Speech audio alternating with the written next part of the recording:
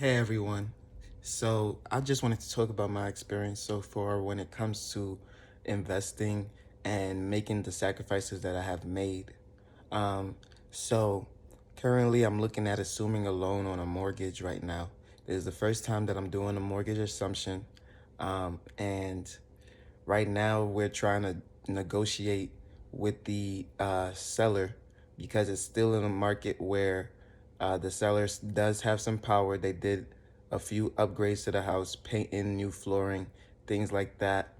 And it's a 4 bedroom, 3 bathroom house, 2,000 plus square feet on a quarter acre of land. And when I went to view the house, as I showed you in previous videos, there was additional buyers looking to buy the home. With that being said, I was able to save a substantial amount of money. However, the money necessary for this deal is actually 3 times more than what I have.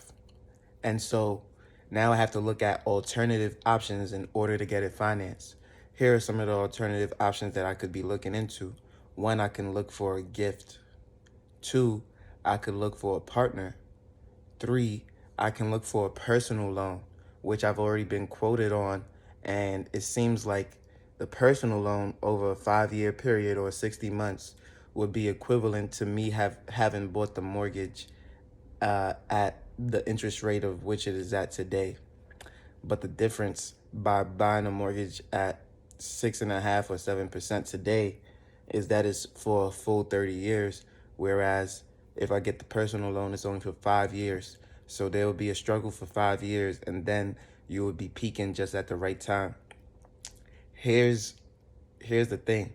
So although I'm short about 2/3 of what I need in terms of cash, I had got my car fixed yesterday, and I almost purchased a vehicle in cash, right? So again, delaying gratification, delaying temptation, and focusing on your goals is very, very crucial, because one little thing can prevent you from making 300, 600,000 in the next 10 years by impulse spend or impulse buy because you want this shiny new toy, this liability versus an asset. And we all go through these temptations. So again, it takes a really, really, truly rock solid person to be able to achieve something over a long period of time and continue to grow their strengths and shy off their weaknesses. We all face temptations that will derail us from our goals, but we must fixate ourselves on what we aspire, what our goals are in its totality, right? I want to be making $20,000 a month, not $20,000 every 3 or 6 months. And so to achieve that, it requires a lot of sacrifice that a lot of people aren't willing to make. Because even for me, it's hard to make. I was sitting at that table, they were dropping the price down $3,000, drop the price down another $1,500. So they dropped the price by $4,500. And then they dropped the price again by another $5,000 off. 2020 vehicle in 2023, big body vehicle for 19,000 on the dot. Of course, that was very enticing to me, who could pay in cash for that vehicle. But to say no, I have other obligations. I have other things that I'm focused on. I need to cash flow. And yes, I could cash flow and pay for that, but I need to cash flow even more before I buy something like that. I need that thing to feel like it's not even a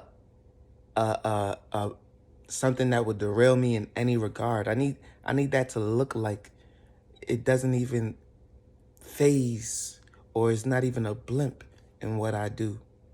Right now, it is. Even if it's slight, it's still a blimp. It's still something that will derail me in some capacity. And so you need to always, always, always think, and move forward with the understanding that you are trying to be the best of. So I woke up this morning. The first thing I did was research the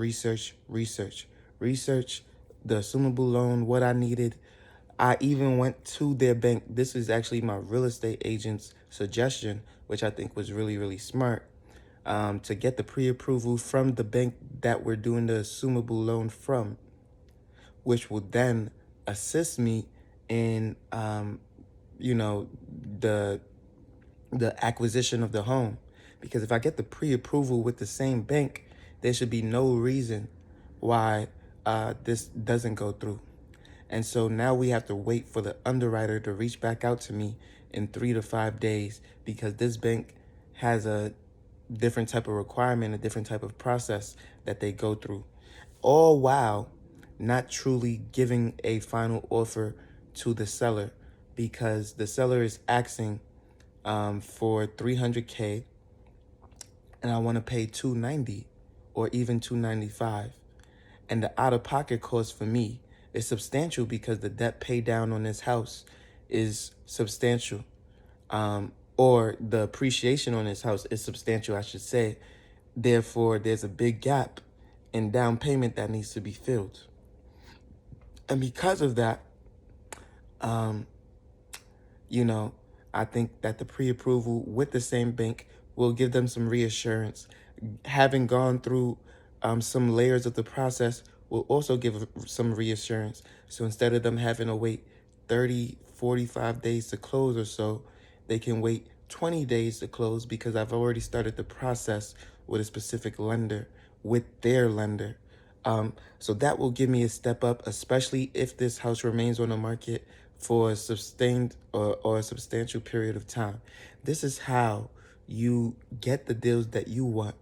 And this is how you break down and negotiate the deal. I'm not buying it as is. I might come in at 290, but then with some repairs being needed, we might break it down to 285. How is that going to help me? That's going to help me because now there's 5,000 less that I don't have to bring to the closing table as a down payment, which will essentially help me because I will take 5,000 less on a personal loan, which will be at 9 or 11% interest. This is going to benefit me substantially because each 5,000 that it goes down on this type of deal is definitely going to be substantial for me. In the past, $5,000 decrease was absolutely nothing on a 30-year note, but on a 5-year note, that can be very, very much a huge talking point. And so, again, just working this deal, and you never know where you're going to come out. I might start at 290. I don't want to go to 295 because then we might back them down to 290 again, which isn't going to do me much good. But if we start at 290, we stick to 290, and then after the inspection, after everything else, we get down to the nitty gritty, and then we're able to walk them down to 285 or even 280. Now I believe that this is a true steal. This is something that is 100% worth it at this point, because the interest rate that I'll be assuming is 2.75% once again. And so, again, you need to save money. You need to save. Because when you save, that allows you opportunities. And when you have opportunities, you can make something happen. This is what I'm talking about. You don't know what's out there. I just simply asked my agent, hey, can you check the MLS for assumable loans? After watching Bigger Pockets, and I heard somebody talking about it who owns 81 units. And he did, and he found 4 in my market. Not a lot, but it was still 4. And we found one that was worth it. And now we're going after it. And this is what you need to do. You need to understand the market, learn what you don't know, so that you can now act and use your money to create an opportunity for yourself.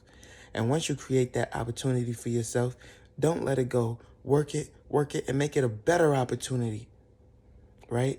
So this deal is not even set in stone, but I'm working it. I'm doing the work. I'm doing the work before they even know I'm doing the work. And this way, I am creating a better opportunity for myself, even in this type of situation, even in 2023 when interest rates are 6, 7%. If you like this type of content, if this is motivating you, helping you, inspiring you, if you learn something from this, which you should have because I dropped a lot of information, make sure you like, comment, and subscribe. You know I post every single day at 8 a.m. daily, and I can't wait to see you on the next one. Peace.